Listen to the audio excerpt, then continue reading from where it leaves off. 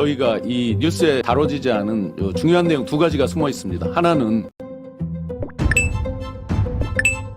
이준석이 갑자기 일본에 가서 뭔가 이상했는데 이유가 있었습니까? 민주당에서 대대적 폭로를 할 부분에 스포가 떴는데 매우 놀라운 상황입니다. 충격적 영상 보시고 이어가 보겠습니다. 좀 전에 수사보고서 발표한 거 카피본 하나 드렸었는데 거기에 아주 새카맣게 이제 조그만 깨알같이처럼 나와 있었는데 저걸 보고 이제 제가 제 PC를 찾아서 똑같은 게 찾은 게 요겁니다. 좀 전에 다시 내가 지난번에 말한 게 맞잖아. 딱 저렇게 찾는다 이거. 그러니까 검찰이 명태균 PC에서 찾은 건데 나 저거 본 거 같은데 하고 내 파일을 찾아봤더니 딱 나와. 예, 저 흑백으로 돼 있고 조그맣게 깨알같이 돼 있는데 이제 제가 제 파일을 찾았더니 그 파일이 요 파일입니다. 근데 이 파일이 굉장히 큰 의미가 있습니다. 저거 보시면 날짜가 적혀 있습니다. 경선 일정이 적혀 있습니다. 그렇죠. 그 파란 박스 안에 보시면 그리고 거기에 밑에 국민 여론조사 100%라고 경선 룰이 적혀 있죠. 그렇죠. 놀랍게도 이 파일을 대부분 우리 이제 시청자 여러분께서 생각하는 거는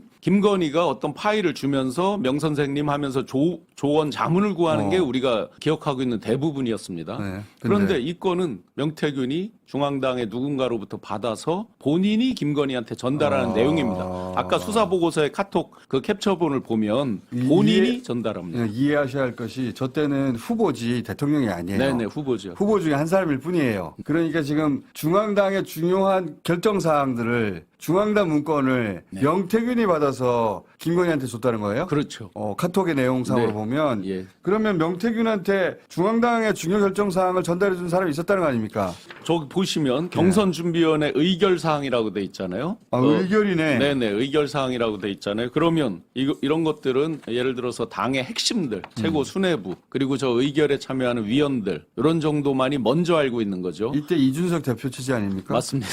이 씨가 했다. 저분이 말을 못해요. 그 사람 이름을.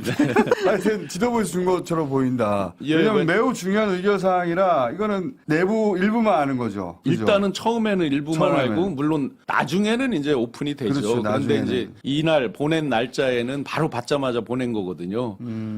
제가 그 날짜랑 보니까 제 파일에 있는 것보다 이 사람이 먼저 받아요. 그러니까. 그래요? 예, 대부분이 그렇습니다. 파일들이 거의 실시간으로 받아요. 직통이네. 예. 그러니까 먼저 받고 그걸 가지고 의논들을 하는 거예요. 이걸 가지고 어떻게 하면 되겠다라고 명태균 씨가 먼저 이 왁구라고 보통 이제 틀을 짜요. 그걸 가지고 만들어 가지고 이 캠프에 있는 중요하게 이제 이런 거 정리한 사람한테 보내. 그럼 그 사람은 이걸 만들어서 신용환 같은 그런 무리들에게 이렇게 쫙 뿌려. 그러면 신용환 같은 무리들이 그걸 딱 보면서 우와 이러다가 뒤에다가 메모를 해. 그 이메지에다가.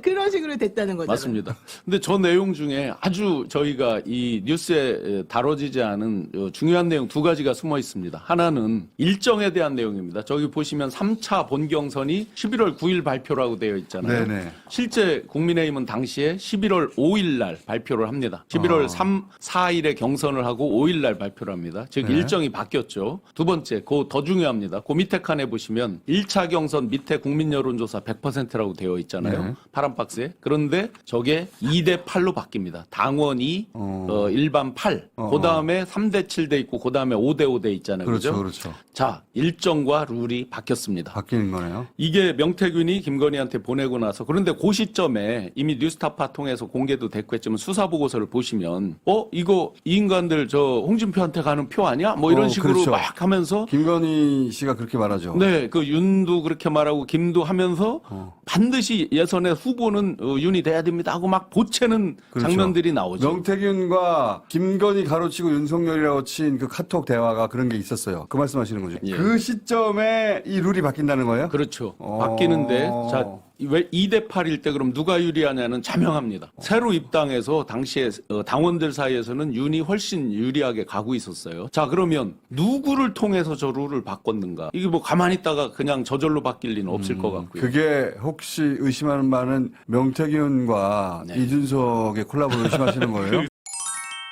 네, 결국 이걸 막을 수 없으니 윤석열은 어차피 죽을 목숨 계엄을 선택한 것이고 결국 수임번호 10번 무슨 스트라이커입니까? 아무튼 비참한 삶을 살고 있습니다. 물론 이런 부분을 벗어나고자 오늘 헌재에 출석해서 아무래도 지난 법원 폭동처럼 심각한 내란 선동을 주동하는 발언을 할 가능성이 커 보입니다. 특히 지난 폭동을 생각해 보면 저는 우발적이보다 계획적이라는 생각이 훨씬 큽니다. 윤의 영장이 발부되리라는 것은 누구나 예측하고 있었습니다. 현장에서 강모, 쇠파이프 등이 발견됐습니다. 이런 무기를 누가, 언제, 어디에서 가져온 것인지도 확인되어야 합니다. 만일 미리 준비했다면 누군가가 선동을 계획한 것으로 수사가 이어질 수 있습니다. 또 시위대는 곧바로 판사 사무실이 있는 7에서 9층, 그 중에서도 영장 판사 사무실을 노리고 들어왔습니다. 법원 입구에서 층별 안내판을 보고 달려갔을 수도 있으나 사전에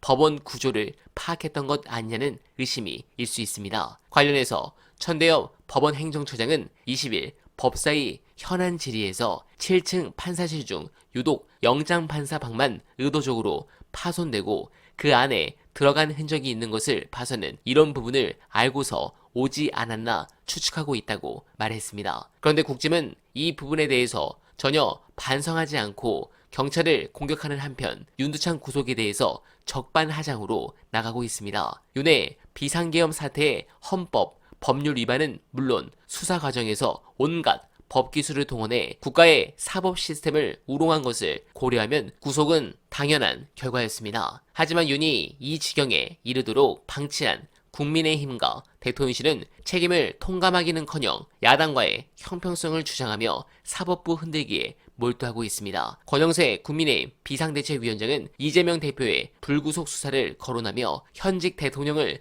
구속 수사하겠다면 똑같은 잣대가 야당 대표에게도 적용돼야 한다고 주장했고, 권선동 원내대표는 국민이 사법부의 공정성을 신뢰할 수 없게 된 지경에 피해감을 느낀다고 했습니다. 또한 대통령실도 다른 야권 정치인들과의 형평성에도 맞지 않는 결과라고 주장했습니다. 군을 동원해 국회를 침탈하고 부정선거 망상에 사로잡혀 헌법기관인 국회에 난입한 광경을 온 국민이 목도했는데도 집권 세력으로서 국민에게 사과하는 대신 야당을 끌어들여 물타기 하는데 급급합니다. 그런 부분에서 윤은 사명과 가명 없는 법정 최고형으로 엄벌해야 합니다. 그는 헌법 수호에 의무를 저버린 채 민주주의를 짓밟고 대한민국을 수십 년 전 독재 시절로 되돌리려 했습니다. 그의 구속은 헌정 질서 회복의 시작일 뿐 그의 죄상은 남은 수사와 재판에서 명백히 밝혀져야 합니다.